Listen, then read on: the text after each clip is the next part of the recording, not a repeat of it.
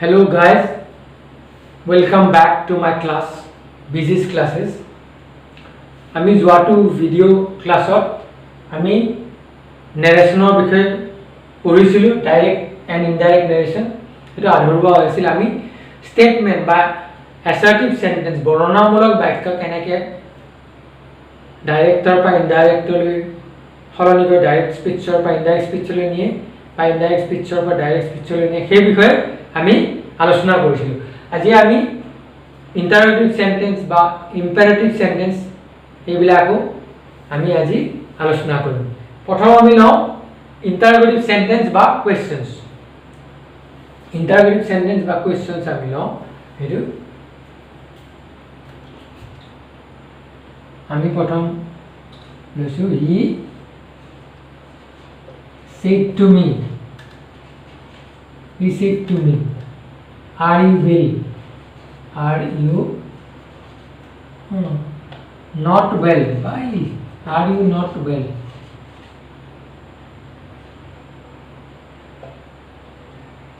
Here is an interrogative sentence or question. He said to me, are you not well? Yeah, interrogative questions বা interrogative sentence বা questions দুই ধৰণৰ পাম আমি। কিছুমান হ'ল ইয়েছ ন' কুৱেশ্যনছ, এইটো এটা ইয়েছ ন' কুৱেশ্যনৰ উদাহৰণ। আৰ ইউ নট ৱেল, এইটো এটা ইয়েছ ন' কুৱেশ্যনৰ উদাহৰণ। আৰু কিছুমান আছে WH শব্দৰে আৰম্ভ বা তেনেকুৱা ধৰণৰ শব্দৰে আৰম্ভ হোৱা what, which, when, how, WH শব্দৰে জেনেৰেলি আৰম্ভ হোৱা কুৱেশ্যন। গতিকে এইটো ক্ষেত্ৰত কি কৰা যায়? He said to me, are you not well, এইটো এটা ইয়েছ ন' কুৱেশ্যন। এইটো ক্ষেত্ৰত আমি ৰিপৰ্টিং যিটো ক্লজ, ৰিপৰ্টিং যিটো স্পীচ, সেই তাৰ ভাৰ্বৰ ঠাইত ছেড টু ঠাইত আস্ক বা এনকুৱায়াৰ অফ, আস্ক বা এনকুৱায়াৰ ব্যৱহাৰ কৰিব লাগিব। আস্ক বা এনকুৱায়াৰ ব্যৱহাৰ কৰিব লাগিব তাৰ ঠাইত। আৰু ইয়াত ডেট কানেক্টিভ নালাগে। সেই পৰিৱৰ্তে ঊৰ্ধ্বকমাৰ পৰা ইনভাৰ্টেড কমাছ যিবিলাক আছে, ইনভাৰ্টেড কমাৰ ভিতৰত ইনভাৰ্টেড কমাৰ পৰিৱৰ্তে কি হ'ব, কি বহাব লাগিব? ইফ বা ৱেডাৰ। কানেক্টিভটো হ'ব ইফ বা ৱেডাৰ, ইফ বা ৱেডাৰ। তাৰপিছত ৰিপৰ্টেড স্পীচটো কি হ'ব? ষ্টেটমেণ্ট হৈ যাব। ৰিপৰ্টেড স্পীচটো কি হৈ নাথাকে? ষ্টেটমেণ্ট হৈ যাব, অৰ্থাৎ এছাৰ্টিভ চেণ্টেন্স হৈ যাব, বৰ্ণনামূলক বাক্য হৈ যাব, ই কুৱেশ্যন হৈ নাথাকে। গতিকে আমি এইটো কৰোঁ এতিয়া, ইয়াৰ হেৰিটো কৰোঁ, নেৰেশ্যন চেঞ্জ কৰোঁ আমি। He said to me, the said to ঠাইত আমি ব্যৱহাৰ কৰিম he asked,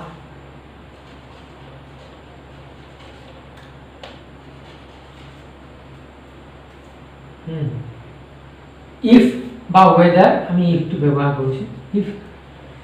প্ৰনাউনৰ সলনি কৰা অতি সাৱধান হ'ব লাগে। প্ৰনাউন ফৰ্মছ বা প্ৰনাউনবিলাক সলনি কৰোঁতে, চেঞ্জ কৰোঁতে অতি সাৱধান হ'ব লাগে। He said to me কাক কৈছে? মোক কৈছে।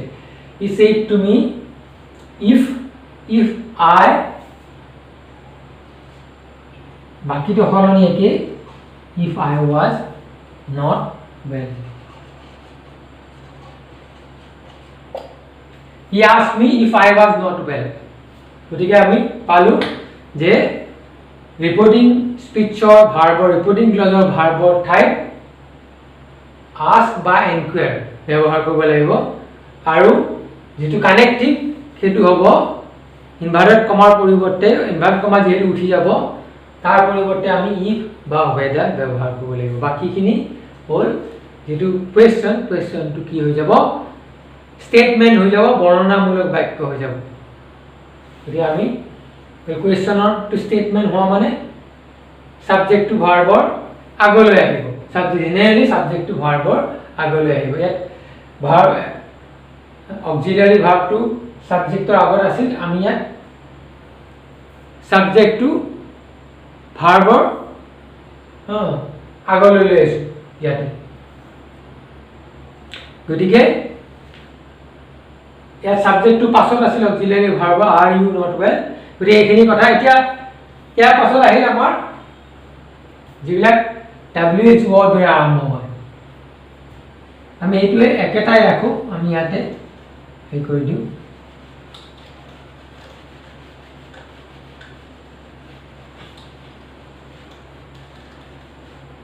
He said to me, what do you want?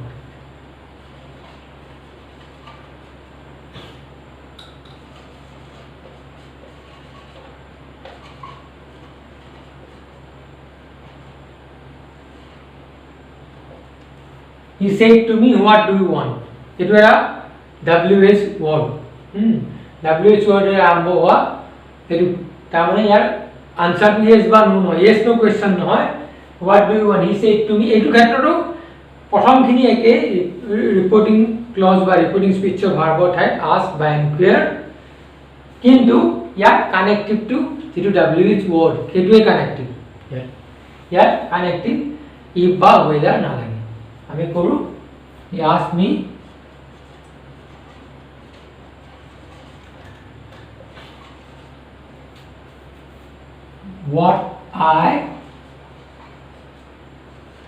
what I wanted মই আগতো ভিডিওত কিবে সাধাৰণ কিবিলাক পৰিৱৰ্তন হয় গুণবোৰ পৰিৱৰ্তন আহিবিলাক কৈছো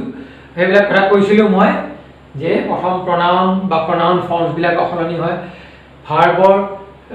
টেন্সৰ সলনি হয় কেতিয়া সলনি হয় যদি ৰিপোৰ্টিং ক্লজৰ ভাৰ্বটো ৰিপোৰ্টিং স্পিচৰ ভাৰ্বটো past tense থাকে এটা corresponding past tense লৈ সলনি হয় নহলে আৰু কিছুমান ক্ষেত্ৰত ব্যতিক্ৰম বিলাক মই ইনাখন কৈছিলো যে কিছুমান habitual এই হলে অ্যাকশন হলে তেনেকুৱা ক্ষেত্ৰত বা ইউনিভাৰ্সাল ট্ৰুথ হলে বা হিষ্টৰিক প্ৰেজেন্ট কিছুমান বুৰঞ্জী প্ৰকৃত ঘটনা এটা আমি একদম সজীৱকৈ দেখুৱাবলৈ তেনেকুৱা ক্ষেত্ৰত এইটো corresponding past tense নহয় আমি আগৰটো ভিডিওত সেই বিষয়ে আলোচনা কৰিছো ইয়াত এতিয়া আমি ask me what I wanted বাকিখিনি সলনি একে changes in time expressions সময় বুজোৱা সময় খুজোৱা খুচুৱা শব্দবোৰ সলনি হয় যেনেকৈ ধৰা nearness বুজোৱা শব্দবিলাক remoteness বুজোৱা শব্দ this to that here to there thus to so বা that way এনেকুৱা ধৰণৰ hither thither তেনেকুৱা ধৰণৰ গতিকে come go তেনেকুৱা ধৰণৰ গতিকে কেনেকুৱা ধৰণৰ সলনি হয় বাকি বিলাক yesterday the day before the previous day তেনেকুৱা ধৰণৰ গতিকে আৰু বেলেগ বেলেগ আমি এইবিলাক সলনিবিলাক এই লগে লগে পাই যাম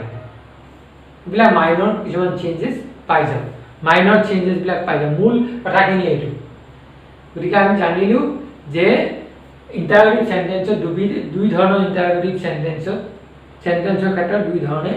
ই কৰা হয় প্ৰথম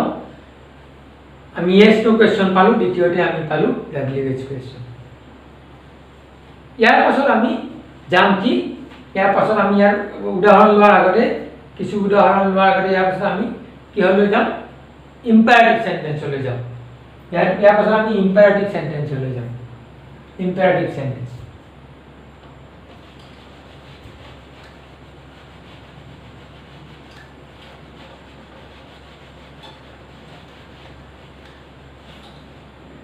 ইচ্ছা আদেশ অনুৰোধ প্ৰাৰ্থনা আকাংক্ষা এনেকুৱা ধৰণৰ হেৰি বুজোৱাবিলাক imperative sentence imperative sentence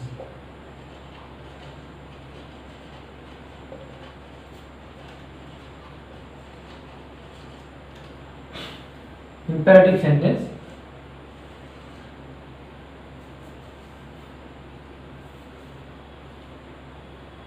that is sir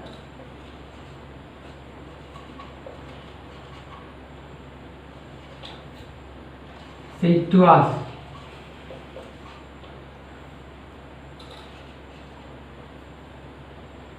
to us,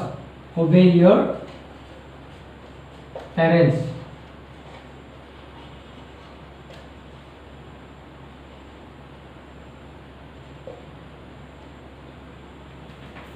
এইটো এটা ইম্পাৰেটিভ সেন্টেন্স অৰ্থাৎ ইয়াত ইম্পাৰেটিভ সেন্টেন্স বিলাক কি বুজায় তেনেকুৱা আদেশ অনুৰোধ ইচ্ছা আকাংক্ষা প্ৰাৰ্থনা এনেকুৱা ধৰণৰ প্ৰাৰ্থনা এই ক্ষেত্ৰত বুজায় তাৰ এটা আৰু সাব গ্ৰুপ আছে অপটেটিভ সেন্টেন্স ইচ্ছা বা প্ৰাৰ্থনা বুজায় কিন্তু গোটেই গ্ৰুপটো সামগ্ৰিকভাৱে ইম্পাৰেটিভ সেন্টেন্সৰ এইখিনি কথা বুজায় ইয়াত the teacher said to us শিক্ষকে আমাক কৈছিল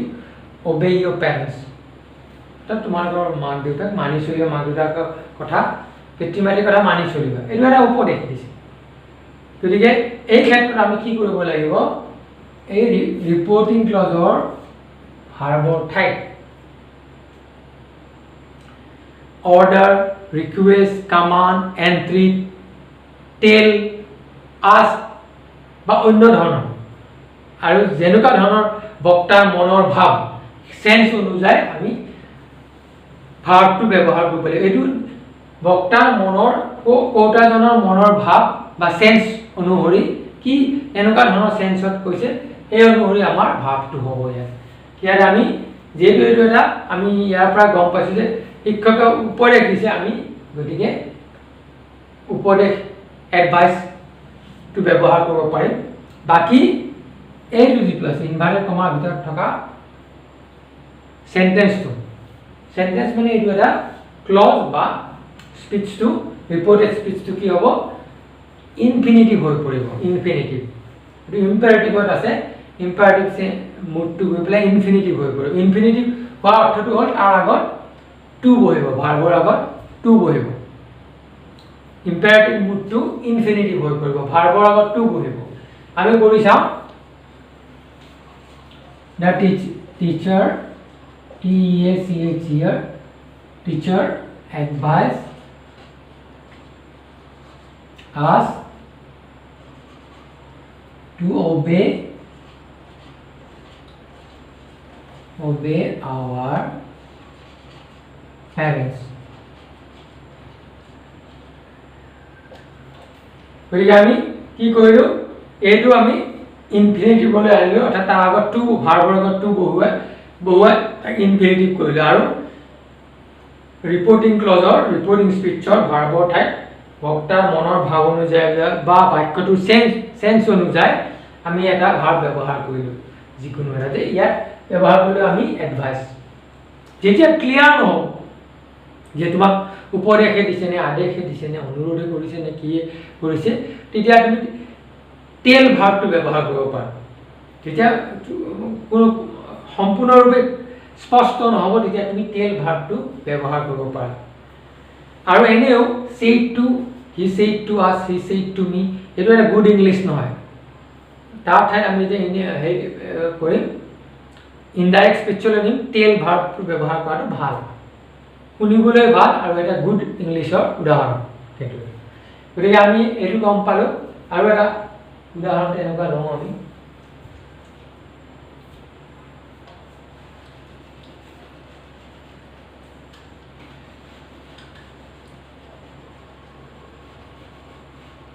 আৰু এটা উদাহৰণ লৈছোঁ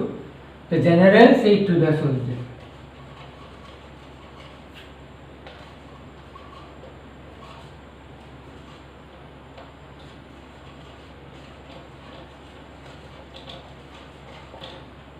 The general said to the soldiers, march forward.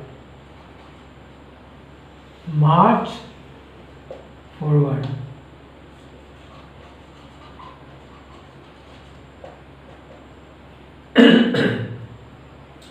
My handwriting is not good, in fact very bad, so please excuse me for that. The general said to the soldiers, march forward. এইটো ক্ষেত্ৰত কি কৰিব general সেনাধ্যক্ষ কি দিব আদেশ দিব ইয়াত আমি কমাণ্ড বা অৰ্ডাৰ ব্যৱহাৰ কৰিব পাৰোঁ বাকী আমি তো জানোৱে যে এইটো ইনফিনিটিভ হৈ পৰিব নহয় জানো এইটো ইনফিনিটিভ গতিকে আমি ইয়াক কৰিলে কেনেকৈ কৰিম এইটো আমাৰ বৰ্ডখন হ'লে এইটো মুচি দিব লাগিব general said to the soldiers march forward তে কি হ'ব এইটো জেনেৰেল ordered বা commanded the soldiers to march forward. এইটো ক্ষেত্ৰত যেতিয়া প্লিজ এক্সকিউজ মি এনেকুৱা ধৰণৰ ডাইৰেক্ট স্পিচত থাকে প্লিজ এক্সকিউজ মি বা তেনেকুৱা ধৰণৰ শব্দ থাকে সেইটো এভয়েড কৰিব লাগে ইনডাইৰেক্ট স্পিচত তাৰ কাইন্ডলি পোলাইটলি এনেকুৱা ধৰণৰ সেইটো ব্যৱহাৰ কৰিব এনেকুৱা ধৰণৰ শব্দ ব্যৱহাৰ প্লিজ এক্সকিউজ মি যেটো ইন দা ডাইৰেক্ট স্পিচত থাকে সেইটো আমি প্ৰায় এভয়েড কৰিব লাগে সেইটো আমি বুজি দিছো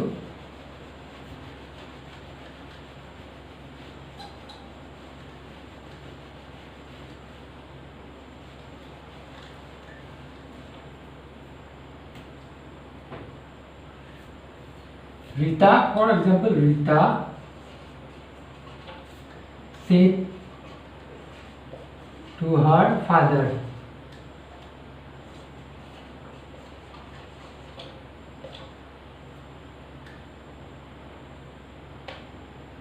please excuse me this time. Please excuse me. Please. Rita said to her father, please excuse me.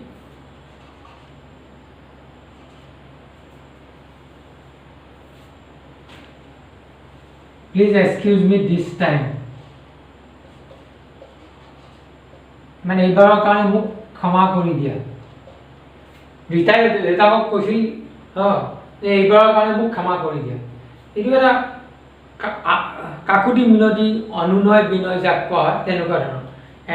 Entry বা প্লিড বা ৰিকুৱেষ্ট গোটেই ধৰণৰ এই গোটেইকেইটা ভাৰ্বে আমি ইয়াত ব্যৱহাৰ কৰিব পাৰোঁ এই গোটেইকেইটা ভাৰ্বে আমি ইয়াত ব্যৱহাৰ কৰিব পাৰোঁ বক্তাৰ মনৰ সেন্সটো বক্তাৰ মনৰ ভাৱ অনুযায়ী বা সেই কি ক'ব বিচাৰিছে তাৰ বাক্যটো সেন্টেন্সটো সেন্স অনুযায়ী আমি ব্যৱহাৰ কৰিব পাৰোঁ গতিকে এইটো কি হ'ব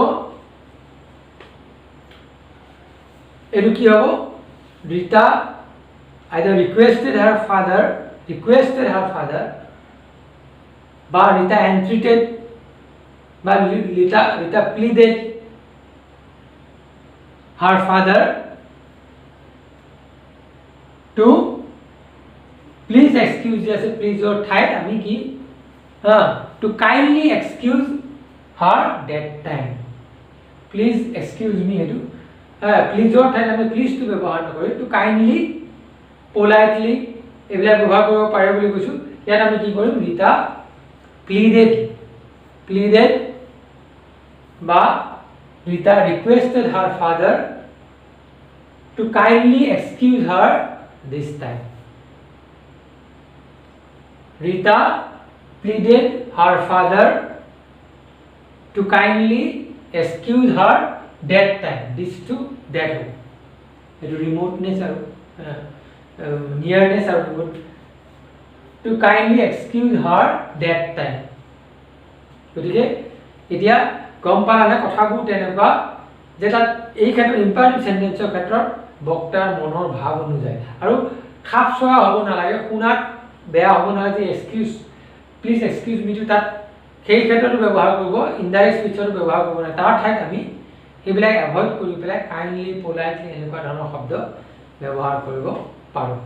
এই কৰি বা কিছুমান ক্ষেত্ৰত হেৰি থাকে সম্বোধন থাকে সম্বোধনটো হেৰি ক্ষেত্ৰত প্ৰায় এৰাই চলিব লাগে যেতিয়া ইনডাইৰেক্ট স্পিচলৈ নিম ডাইৰেক্ট স্পিচৰ পৰা ইনডাইৰেক্ট স্পিচলৈ নিম সেইটো সম্বোধনটো এৰাই চলিব লাগে গতিকে তেনেকুৱা ধৰণৰ সেন্টেন্স আমি পাম এই কৰি গতিকে ইয়াতে আমি ইম্পাৰেটিভ সেন্টেন্সটো মোটামুটি তেনেকুৱা ধৰণৰ আমি গম পালোঁ যে ইম্পাৰেটিভ সেন্টেন্সৰ ক্ষেত্ৰত বক্তাৰ মনৰ ভাৱ অনুযায়ী বা বাক্যটোৰ সেন্স অনুযায়ী ৰিপৰ্টিং স্পিচৰ ভাৰ্বৰ ঠাইত বিভিন্ন ধৰণৰ ভাৰ্ব ব্যৱহাৰ কৰা হয় আৰু লগতে ৰিপৰ্টেড স্পিচটো ইম্পাৰেটিভ মোডৰ পৰা ইনফিনিটিভ মোডলৈ গুচি যায় অৰ্থাৎ ভাৰ্বৰ আগত টু বহে গতিকে এইখিনি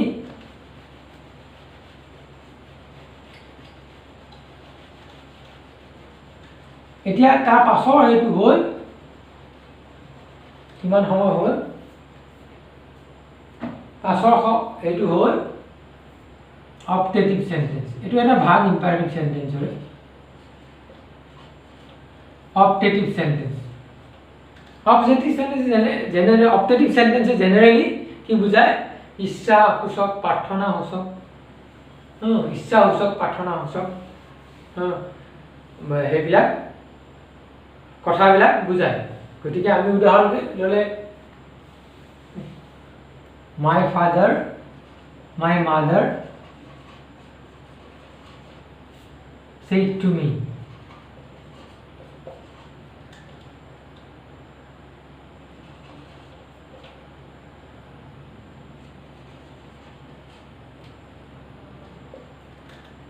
may God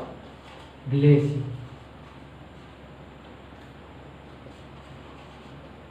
my mother said to me may God মোৰ মায়ে প্ৰাৰ্থনা কৰিছে ভগৱানৰ ওচৰত ঈশ্বৰৰ ওচৰত প্ৰাৰ্থনা কৰিছে গতিকে এইটো ক্ষেত্ৰত আমি ৰিপৰ্টিং ক্লজৰ ভাৰ্বৰ ঠাইত উইশ বা প্ৰে উইশ বা প্ৰে ব্যৱহাৰ কৰিম আৰু যেটো ৰিপৰ্টেড স্পিচটো আছে যেটো অপটেটিভ সেন্টেন্স আছে হেতু কি হ'ব স্টেটমেন্ট হৈ যাব হেতু স্টেটমেন্ট হৈ যাব এটো ক্ষেত্ৰত কি হ'ব ৰিপৰ্টেড স্পিচটো স্টেটমেন্ট বা বৰ্ণনামূলক বাক্য হৈ যাব এটো ক্ষেত্ৰত এটো কি হ'ব বৰ্ণনামূলক বাক্য হৈ যাব এতিয়া মাই মাদাৰ প্ৰেড বা উইশড দুইটাই ব্যৱহাৰ কৰিব পৰা মাই মাদাৰ উইশড দ্যাট এটো কি হ'ব স্টেটমেন্ট হৈছে গড বাকিখিনি রুল একে গড মাই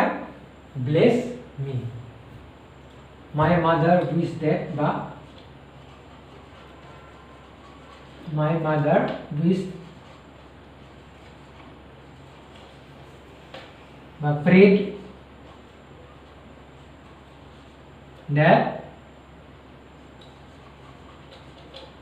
God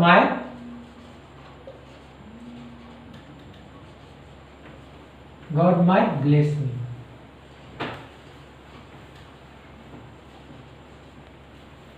God might bless me গতিকে এনেকুৱা এইটো ক্ষেত্ৰত ক্লিয়াৰ হৈছে তোমালোকৰ নিশ্চয় ক্লিয়াৰ হৈছে কিমান গতিকে আমি অপটেটিভ সেন্টেন্সৰ মোটামুটি কথাখিনি আমি গম পালো ইয়াৰ আৰু কিছুমান সেন্টেন্স আছে অপটেটিভ এৰ মাজতে বা ইম্পাৰেটিভ সেন্টেন্সৰ লগতে আৰু কি বেলেগ ধৰণৰ কিছুমান সেন্টেন্স আছে যিবিলাক লেটেৰে আৰম্ভ হয় বা যিবিলাকে প্ৰপ'জেল বা সাজেশন বুজায় প্ৰপ'জেল প্ৰস্তাৱ বা পৰামৰ্শ এনেকুৱা ধৰণৰ এই বুজায় আমি